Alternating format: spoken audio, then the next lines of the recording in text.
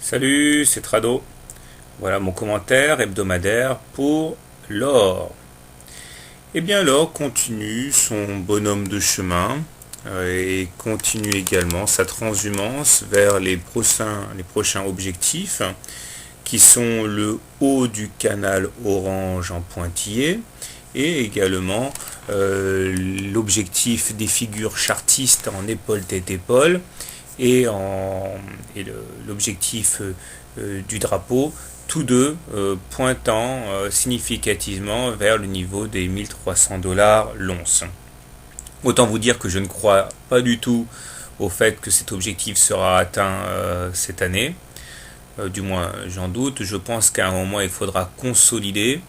Et je pense que cette consolidation nous permettra, par le biais d'un autre petit drapeau, d'aller toucher ces 1300 plutôt l'année prochaine. Enfin, on verra. Pour l'instant, c'est simplement intuitif. Effectivement, nous sommes en train d'inscrire, enfin nous avons inscrit un T3, c'est-à-dire une troisième clôture en dehors des Bollinger. Et je vais être obligé de me répéter par rapport aux semaines précédentes. Cela montre qu'il y a une période d'euphorie qui s'installe et pendant ces périodes d'euphorie où les cours clôturent au-dessus ou au-dessous des Bollinger, eh bien tout est possible puisque la volatilité s'accélère et cette volatilité se manifeste d'ailleurs par l'écartement des Bollinger. Alors on voit également que cette panique haussière est de manière paradoxale très saine puisqu'elle ne se fait pas en apesanteur par rapport à la Bollinger supérieure, c'est-à-dire qu'il y a régulièrement contact sur la Bollinger supérieure, ce qui fait qu'on ne bâtit pas sur du vide.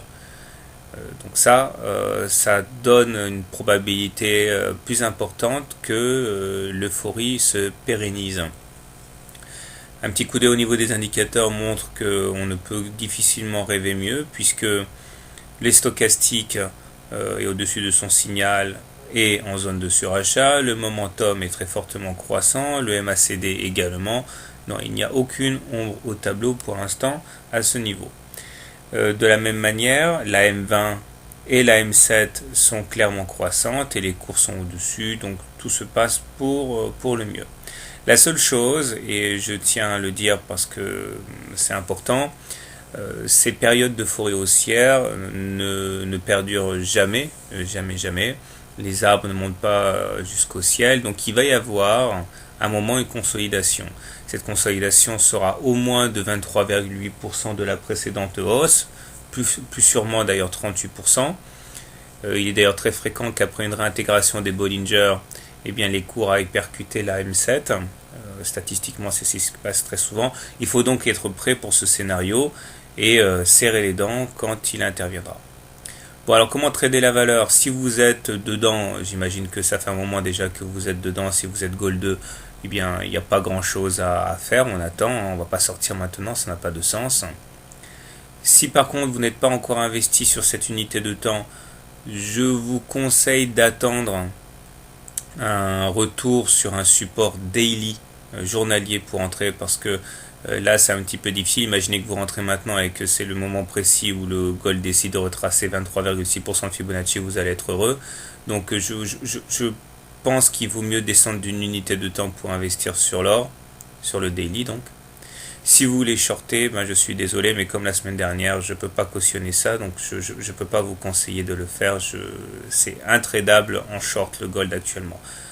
Il est possible que ça baisse, mais franchement, ça aura été complètement imprévu. Voilà, je vous souhaite une bonne semaine et de bons trades. Juste un petit mot pour vous rappeler qu'il y a une newsletter gratuite, bien sûr, et vous pouvez vous inscrire pour recevoir les mises à jour en temps réel des vidéos qui sortent, pour être sûr d'en louper aucune. Allez, au revoir et bon week-end donc.